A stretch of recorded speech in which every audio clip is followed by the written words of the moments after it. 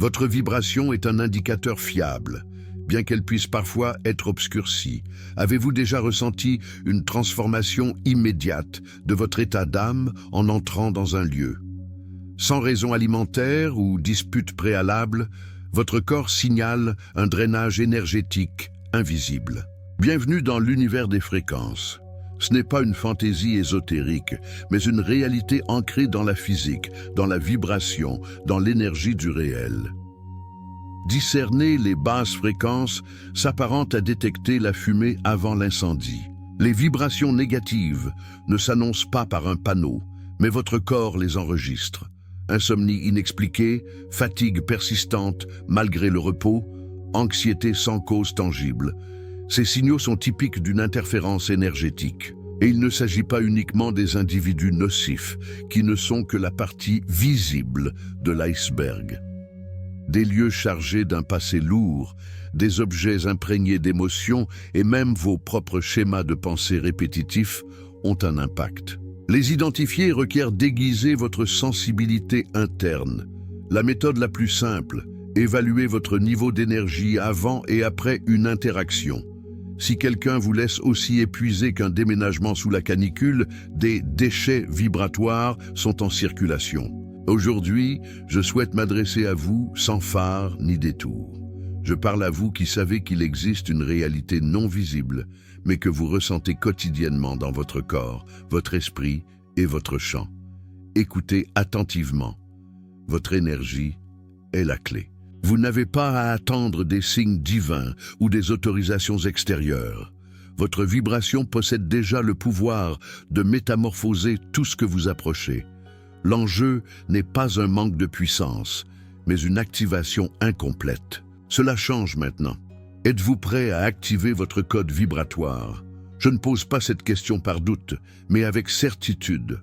Au plus profond de vous réside une fréquence capable de dissoudre le désordre, d'harmoniser l'invisible, d'ouvrir des voies là où n'existait que le brouillard. Cette fréquence attend votre commandement. Je vous invite aujourd'hui à déclarer avec une intention claire « J'active le code vibratoire », mais faites-le seulement si vous en ressentez l'appel. N'agissez pas parce que je le dis ou parce que d'autres le font. Écrivez-le si vous souhaitez réellement faire l'expérience de vibrer à partir de votre essence, plutôt que de subir l'interférence. J'aimerais aussi savoir de quelle ville vous recevez ce message, car votre énergie laisse une empreinte. Et votre déclaration n'est pas seulement lue, elle est ressentie. Écoutez l'intégralité de ce message. Ne rompez pas le processus, car si vous le choisissez, vous recevrez à la fin la bénédiction la plus puissante du jour. Non pour y croire, mais pour vous remémorer, pour vous mettre en action, pour prendre votre place. Je suis là pour vous orienter vers ce que vous êtes déjà. Commençons. Vous ne traversez pas le monde comme une simple enveloppe charnelle. Vous êtes une antenne, vous vibrez, vous émettez, vous captez, et cette fonction ne peut être éteinte. Même en essayant, c'est aussi involontaire que de respirer. La prise de conscience intervient lorsque vous réalisez que vous n'émettez pas seulement ce que vous ressentez, mais que vous absorbez également ce qui circule autour de vous. Oui, tout comme le Wi-Fi pénètre partout, les fréquences le font aussi. Et certaines sont si lourdes qu'elles pourraient faire chavirer une embarcation. La première chose à comprendre est que votre énergie ne se limite pas à vos pensées ou actions. Elle est également sensible à l'invisible. Les charges émotionnelles laissées par autrui dans un lieu, ce qui est imprimé dans des objets, ou ce qu'une dispute a laissé en suspension. C'est pourquoi vous ressentez parfois un choc imperceptible en entrant quelque part. Personne ne vous a regardé de travers ou adressé la parole, mais un changement s'opère. Cette sensation n'est pas de la paranoïa, c'est une perception énergétique active. Elle fonctionne comme un scanner interne dont vous ignorez encore l'existence, mais qui opère sans cesse. Le problème, c'est que lorsque vous n'en êtes pas conscient, vous commencez à porter ce qui ne vous appartient pas, tel un disque dur sans logiciel antivirus.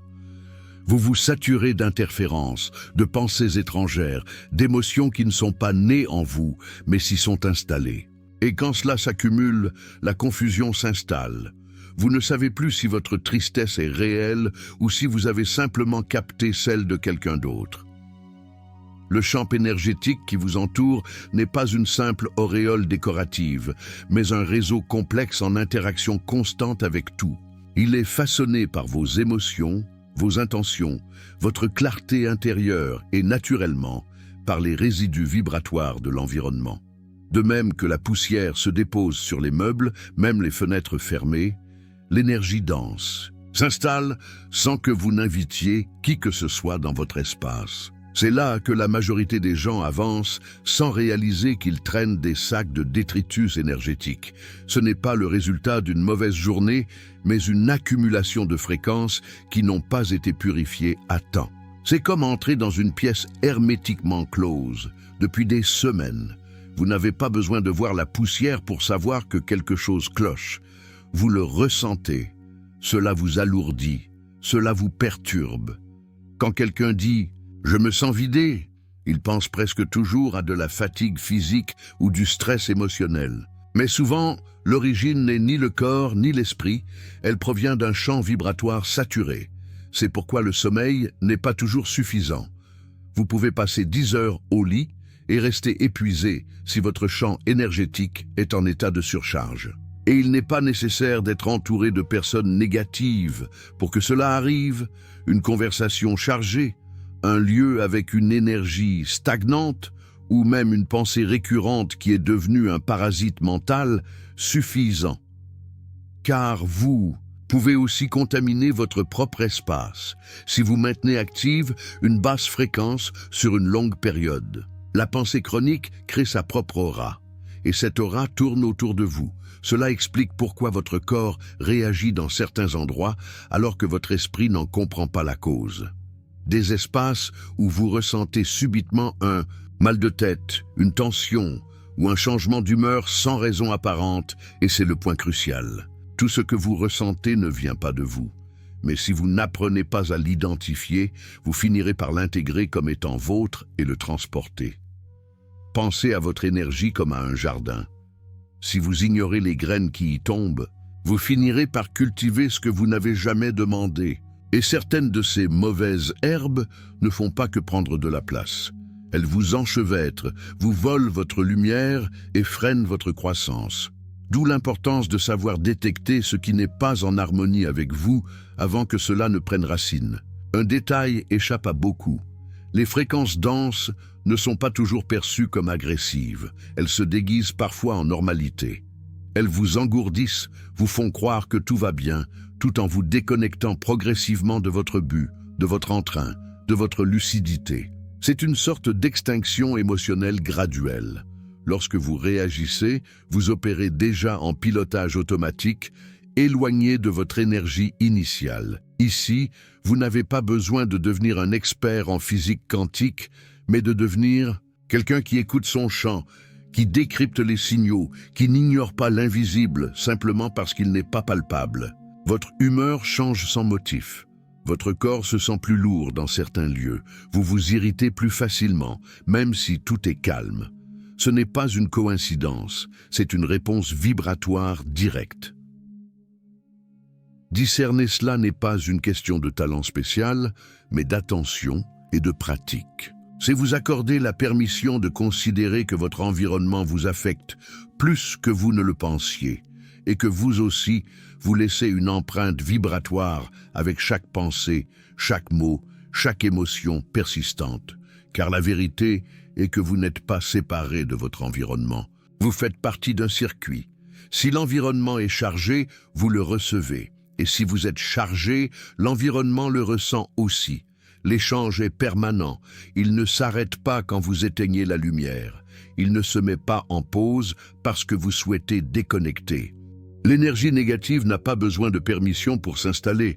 Elle a juste besoin que vous ne soyez pas attentif. Par conséquent, au lieu de réagir chaque fois que vous ressentez quelque chose d'étrange, apprenez à enregistrer le subtil. Les signaux se manifestent toujours d'abord sous forme d'inconfort, d'intuition, d'une impulsion inexplicable mais insistante. Si vous commencez à écouter cela, vous êtes déjà en train de nettoyer le canal. Car pour transformer n'importe quelle énergie, vous devez d'abord la reconnaître, non par peur, mais avec la lucidité de celui qui sait que tout champ peut être modifié, mais jamais par ignorance.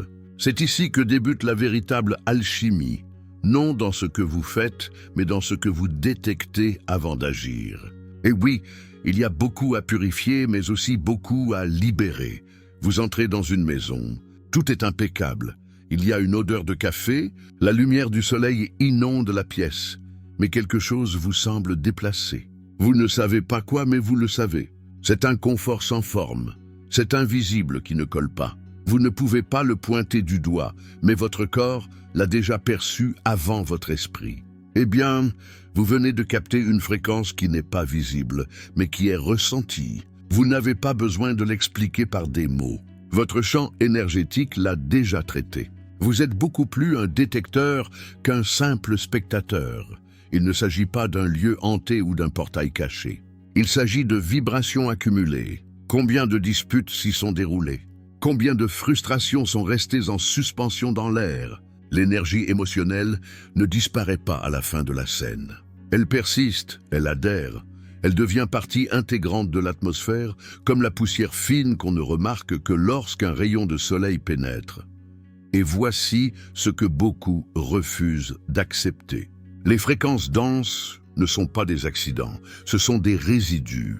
Elles ne vous frappent pas par hasard, elles pénètrent parce qu'il y a une ouverture, parce que vous n'avez pas fait le ménage, parce que vous n'avez pas posé de limite vibratoire. De même que vous ne laissez pas votre porte ouverte au milieu de la nuit, vous ne devriez pas laisser votre champ exposé à n'importe quelle décharge émotionnelle étrangère. Pourtant, vous le faites sans vous en rendre compte, encore et encore. Le pire, c'est que vous vous y êtes habitué. Vous avez pris l'habitude de naviguer dans des champs saturés et de présumer que ce coup de mou soudain n'est que du stress, que cette tension dans le dos est due à une mauvaise posture, que cette angoisse diffuse est parce que vous avez trop de choses en tête. Faux. Souvent, ce qui vous pèse n'est pas à vous. C'est de l'énergie de seconde main que vous avez absorbée, telle une éponge bien entraînée. Le corps est intelligent, mais vous cessez de l'écouter. Et c'est là que le drainage commence. Au début, vous vous sentez fatigué après avoir vu certaines personnes. Ensuite, vous êtes mal à l'aise dans des lieux clos sans savoir pourquoi. Plus tard, vous commencez à vous sentir déconnecté, même si tout semble bien aller. Cette déconnexion n'est pas anodine. C'est un signe clair que votre champ énergétique reçoit des informations que vous n'avez pas traitées à temps. Quand vous ne savez pas interpréter ce que vous ressentez, vous devenez un terrain fertile pour toutes sortes de fréquences. Vous êtes comme un téléphone sans code D. N'importe qui peut entrer et modifier des paramètres. Certaines personnes vous rechargent, d'autres vous vident. Certains lieux vous élèvent, d'autres vous tirent vers le bas. Si vous ne percevez pas ces différences, vous devenez un récepteur passif. Et ce que vous ne détectez pas finit par vous contrôler. Le processus de détection n'exige pas un don spécial, il requiert de l'attention. Il s'agit de scanner honnêtement, sans fioriture. Comment vous sentez-vous après une rencontre? Comment votre corps réagit-il en entrant dans un certain espace? Quelles pensées surgissent près de quelqu'un?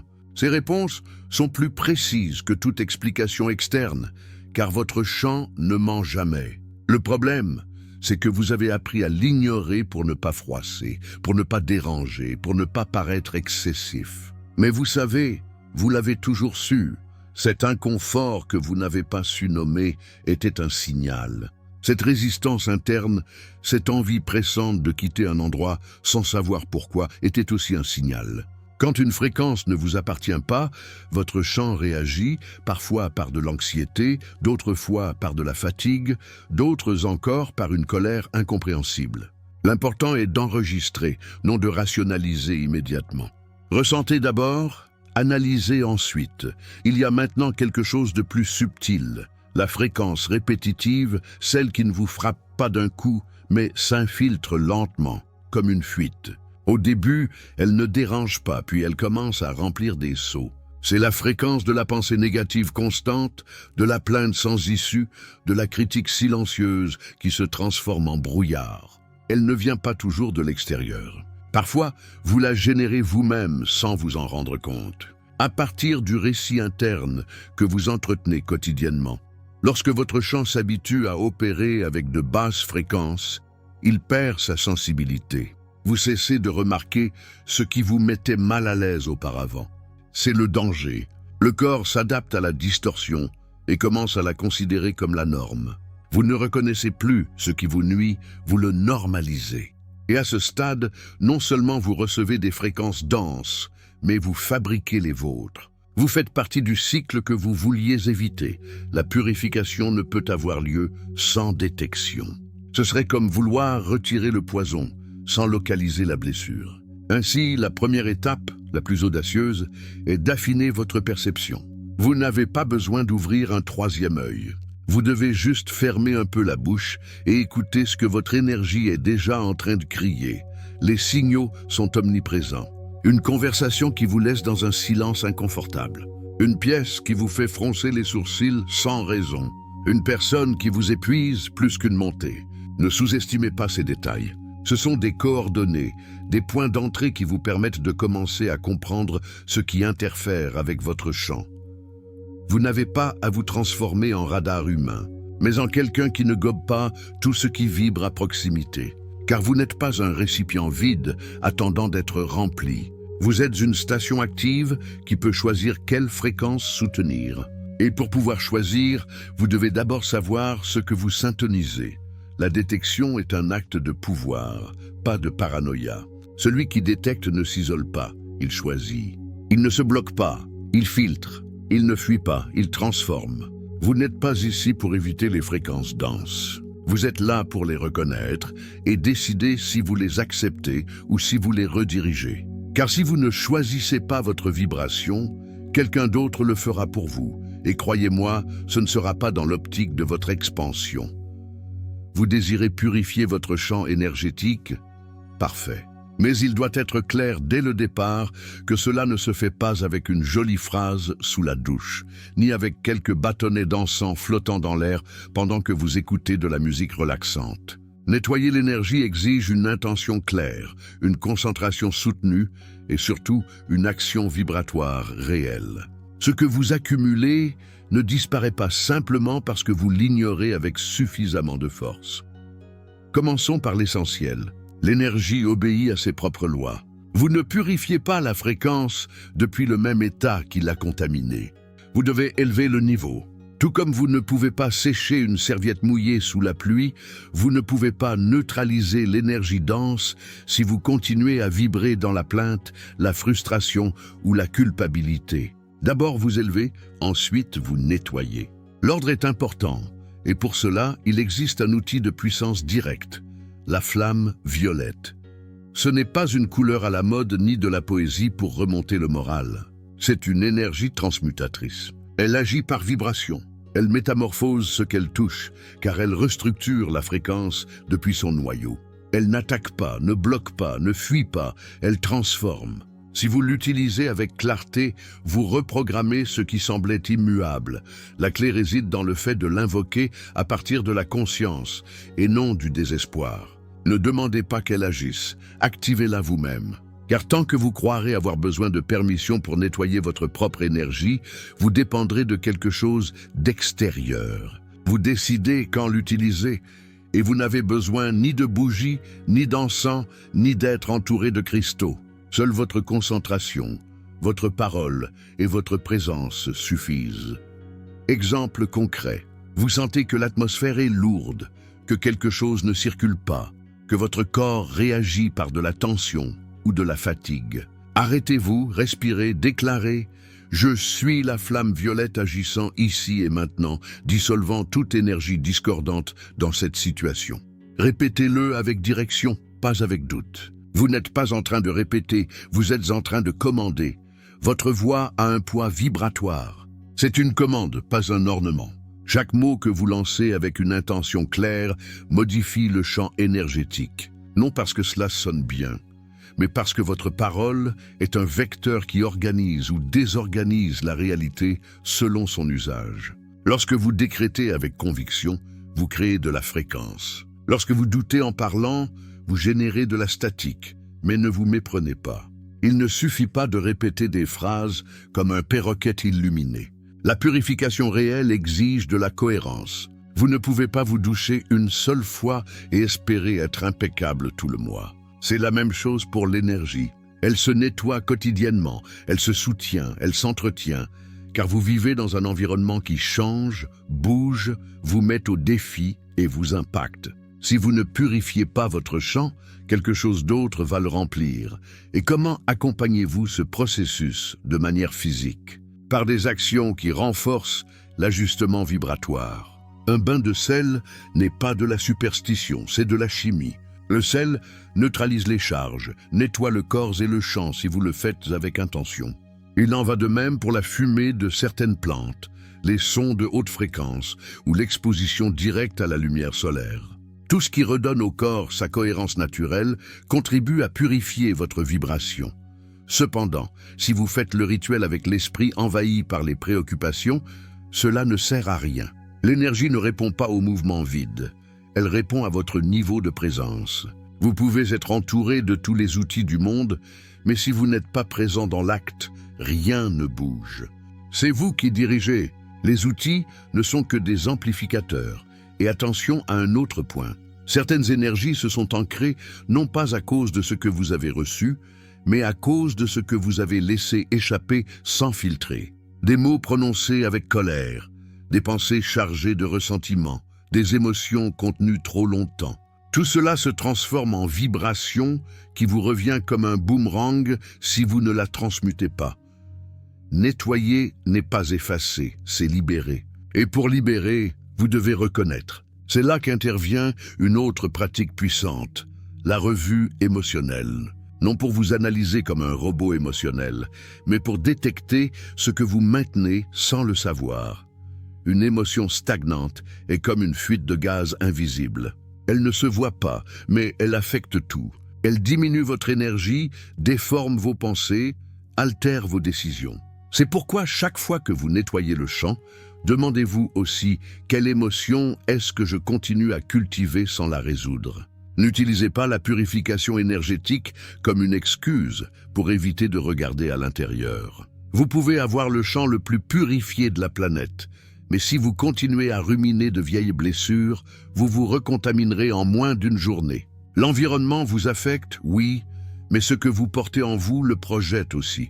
Par conséquent, il ne s'agit pas d'éviter toute charge, mais d'être préparé à la reconnaître et à la rediriger. Vous n'êtes pas ici pour devenir imperméable, vous êtes là pour devenir conscient. Le champ énergétique ne se nettoie pas seulement avec des affirmations, il se maintient avec des décisions. Chaque fois que vous choisissez de penser différemment, d'agir différemment, de sentir différemment, vous êtes en train de nettoyer, vous êtes en train de réécrire votre fréquence. Votre énergie est comme une pièce de vie. Vous pouvez balayer le sol, certes, mais si vous laissez la porte ouverte sans filtre, la poussière revient. Il ne s'agit pas de vous fermer au monde, mais de savoir quand ventiler et quand protéger. Par conséquent, avant de demander la purification, examinez d'où vous la demandez. Venez-vous de la peur ou de la maîtrise, du manque ou de la clarté? Celui qui nettoie son champ dans l'urgence déclare qu'il a été dépassé. Celui qui le fait à partir de la souveraineté assume que sa vibration dirige la scène. Vous décidez à partir de quel état opérer, et n'oubliez pas ceci. Chaque fois que vous utilisez un outil vibratoire à partir de la conscience, vous êtes en train d'entraîner votre champ. Vous le rendez plus précis, plus cohérent, plus stable, non parce qu'il devient parfait, mais parce qu'il apprend à s'auto-réguler. Et quand cela se produit, la purification n'est plus une urgence. Elle devient une partie de votre rythme, comme l'habitude de fermer le robinet lorsque vous n'utilisez pas l'eau. Simple, naturel, efficace. Vous avez des pensées qui se répètent comme des publicités télévisées à 3 heures du matin. Vous ne les avez pas demandées, pas approuvées, mais elles tournent sans cesse. Certaines sont étiquetées « préoccupation », d'autres ont le goût rance d'un souvenir qui devrait être classé. Et le pire, c'est qu'elles ne restent pas seulement dans votre tête, elles affectent votre vibration et, par conséquent, affectent votre réalité.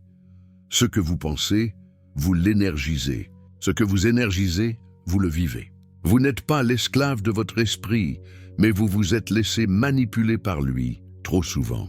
Vous donnez du crédit à la pensée comme si c'était la vérité, simplement parce qu'elle est constante. Et le fait que quelque chose se répète ne le rend pas réel, cela le rend influent, c'est différent.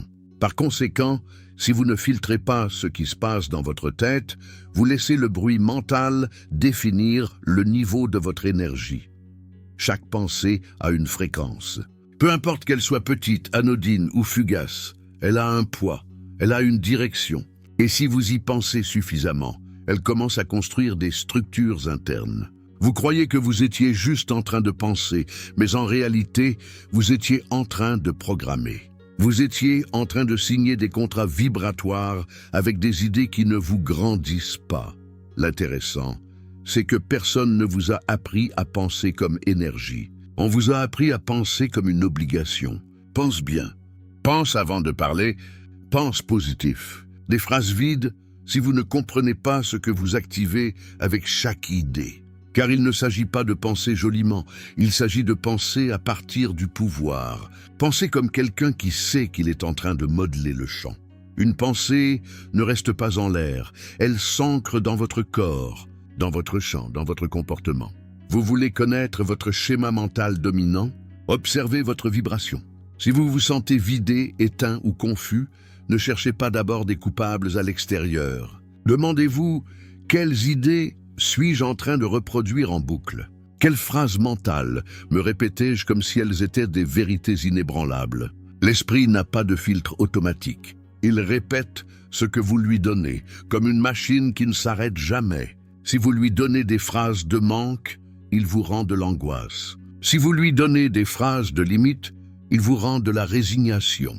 Et vous, sans le savoir, commencez à agir en fonction de ces vibrations. Vous ne prenez plus de décisions à partir de votre clarté, mais à partir de ce que vous avez accepté comme « je suis comme ça ». Mais voici le déclic. Vous n'êtes pas ce que vous pensez. Vous êtes celui qui décide quelle pensée maintenir, et cela change tout. Car si vous avez le pouvoir de changer le contenu de votre esprit, vous avez aussi le pouvoir de modifier votre fréquence, non pas par la répression, mais par la refonte consciente. Vous pouvez construire des pensées qui élèvent, qui nettoient, qui reprogramment. Et c'est à cela que servent les décrets. Ce ne sont pas des phrases pour paraître illuminés, ce sont des outils vibratoires de précision. Ils fonctionnent parce qu'ils créent une structure mentale cohérente. Ce sont comme des clés qui réinitialisent l'interférence. Chaque fois que vous en utilisez un, vous coupez le circuit du bruit mental pour ouvrir un espace à une nouvelle fréquence. Mais attention, si vous les dites sans connexion, sans sens, sans direction, c'est comme parler avec la radio allumée. Personne n'écoute. Il ne s'agit pas de mémoriser de longues affirmations. Il s'agit de créer vos propres phrases qui vibrent avec vous, qui vous réveillent lorsque votre esprit veut retomber dans le drame habituel. Si vous découvrez que vous pensez constamment que vous n'êtes pas à la hauteur, il ne suffit pas de dire « je suis capable ». Vous avez besoin d'une phrase qui vous secoue. Quelque chose comme « mon énergie n'est pas à vendre ». Je décide ce que je permets. Cette phrase, dite avec présence, interrompt le cycle mental qui vous tenait déjà prisonnier. Vous pouvez devenir le programmeur de votre propre champ, mais cela demande de la constance. Ce n'est pas un décret et c'est fini, c'est une pratique. C'est l'habitude de réaliser que vous pensez à partir de la peur, de la culpabilité ou du doute, et de l'arrêter avant que cela ne devienne une vibration stable. Car une fois que cette pensée devient une routine émotionnelle, vous ne faites plus que la penser, vous la ressentez, et là, vous êtes piégé. C'est pourquoi la pensée est le début du cycle, mais l'émotion est l'essence. Vous pouvez penser que vous êtes libre, mais si vous le dites tout en vous sentant limité, l'univers répond à ce que vous ressentez, pas à ce que vous déclarez. La pensée initie, mais l'émotion rend cela réel. Que faites-vous? Vous travaillez sur les deux, vous choisissez quoi penser et vous apprenez à votre émotion à s'aligner sur ce choix. Il ne s'agit pas de faire semblant, il s'agit de s'entraîner. La pensée est un outil qui s'éduque et vous avez la capacité de la diriger. Personne d'autre ne peut le faire pour vous. Vous pouvez lire 1000 livres, faire 1000 ateliers, suivre 100 gourous. Mais si vous ne surveillez pas ce que vous pensez lorsque vous êtes seul avec vous-même, rien ne bougera. Et ne dites pas que vous ne pouvez pas contrôler votre esprit. Cette phrase est la manière élégante de se rendre sans l'admettre. Vous n'avez pas à contrôler, vous avez à observer, diriger, remplacer. Le contrôle évoque l'effort, la direction évoque le choix. Et vous n'êtes pas ici pour lutter contre votre tête, mais pour lui apprendre à vibrer avec ce que vous voulez réellement manifester. Le mieux est que lorsque vous entraînez votre pensée, tout autour de vous commence à répondre différemment, car vous n'entrez plus dans les situations à partir de l'ancienne histoire. Vous ne réagissez plus à partir de la programmation automatique. Vous décidez quelle histoire se répète et laquelle prend fin. Et à ce stade, votre fréquence n'est plus une conséquence, c'est une déclaration. Vous n'avez pas besoin d'avoir des pensées parfaites. Vous avez besoin d'avoir des pensées utiles, qui vous mènent au niveau supérieur, et non qui vous maintiennent au même point en tournant en rond. Votre esprit peut être une prison ou un levier. Ce que vous choisissez de penser sera toujours la clé. La question est, allez-vous laisser votre esprit répéter le vieux script ou allez-vous en écrire un qui vous élargisse vraiment?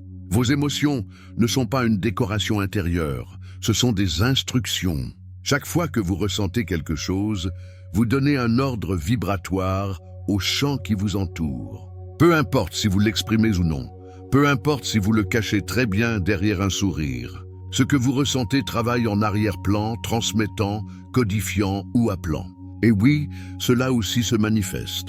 Voici la partie percutante. Vous pouvez penser que vous choisissez votre vie avec la logique, mais si vous le faites à partir d'une émotion faussée, vous répétez des cycles sans vous en rendre compte. Les émotions ne sont pas le problème. Le problème, c'est de ne pas savoir ce qu'elles génèrent pendant que vous croyez que vous traversez simplement un moment. Lorsqu'une émotion prend le contrôle sans être gérée, elle devient une programmeuse silencieuse. Elle vous pousse à agir sans vous questionner, à répondre automatiquement, à vous entourer de situations qui confirment ce que vous ressentez. Même si vous ne le dites pas à voix haute, vous vous sentez rejeté. Vous chercherez des signaux qui renforcent cette idée. Vous avez peur. Vous lirez tout comme une menace, non par malchance, mais par cohérence émotionnelle inconsciente. Vous voulez connaître votre fréquence réelle. Oubliez ce que vous dites. Observez comment vous vous sentez quand personne ne vous regarde. La vibration ne répond pas à votre discours, elle répond à votre état interne. C'est pourquoi vous pouvez dire « tout va bien » et malgré tout attirer le chaos. Parce que ce que vous projetez n'est pas votre phrase, c'est votre tension. Ce n'est pas votre plan de vie, c'est votre ressentiment. Ce n'est pas votre vision, c'est votre frustration chronique. Alors, que faites-vous avec cela ? Apprendre à traverser vos émotions sans les nier ni les dramatiser. Et cela ne signifie pas devenir une personne éternellement sereine. Cela signifie savoir déchiffrer ce que vous ressentez comme on lit un code. Si quelque chose vous dérange, ne fuyez pas et ne le dissimulez pas. Écoutez-le. L'émotion n'arrive pas pour vous mettre mal à l'aise, elle arrive pour vous informer. Une colère mal canalisée explose, mais une colère bien lue vous donne une direction. Une tristesse ignorée devient pesanteur, mais une tristesse comprise vous montre où vous avez cessé de vous nourrir. Toute émotion a une fonction énergétique. L'erreur est de penser qu'elles sont là pour vous dérégler. En réalité, elles sont là pour vous indiquer que quelque chose doit être réaligné. Par conséquent, chaque fois que vous sentez qu'une émotion vous submerge, ne courez pas. Arrêtez-vous, nommez-la, demandez-lui d'où elle vient. Demandez-vous quelle partie de vous continue à croire ce qui vous fait mal. Ce n'est pas une technique thérapeutique, c'est de l'intelligence vibratoire en action. Si vous ne faites pas ce travail, vous continuerez à réagir avec l'émotion qui n'a pas été écoutée depuis le plus longtemps. Et voici un point essentiel. Les émotions ne disparaissent pas avec des affirmations. Vous ne les purifiez pas avec de belles phrases ni avec de douces visualisations. Vous les transformez avec la présence, le mouvement, l'intention. L'émotion ne demande pas de jolies paroles. Elle demande de l'espace, elle demande du corps. Elle demande la permission de passer et d'arrêter d'exercer une pression de l'intérieur. Avez-vous remarqué comment votre énergie change lorsque vous exprimez quelque chose que vous gardiez depuis longtemps? C'est immédiat. Le corps se détend, l'esprit s'éclaircit, la fréquence se réorganise, non parce que vous avez déchargé, mais parce que vous avez ouvert la voie, parce que vous avez cessé de résister à l'émotion et avez commencé à lui permettre de faire ce pourquoi elle est venue, vous montrer quelque chose que vous ignoriez. Vous n'avez pas à vivre piégé dans une mer émotionnelle sans direction. Mais il ne sert à rien non plus de cacher vos émotions sous le tapis de la positivité forcée. Chaque fois que vous réprimez ce que vous ressentez, cette émotion devient plus bruyante, et plus vous résistez, plus elle contamine votre vibration, car ce qui n'est pas traité est imprimé, et ce qui est imprimé se répète. Votre travail n'est donc pas de vous sentir bien tout le temps. C'est insoutenable et peu utile. Votre travail est d'apprendre à naviguer dans ce que vous ressentez sans y rester enfermé. Une émotion ne vous définit pas à moins que vous ne la transformiez en identité. Vous pouvez ressentir de la peur et quand même agir avec courage. Vous pouvez avoir des doutes et quand même avancer.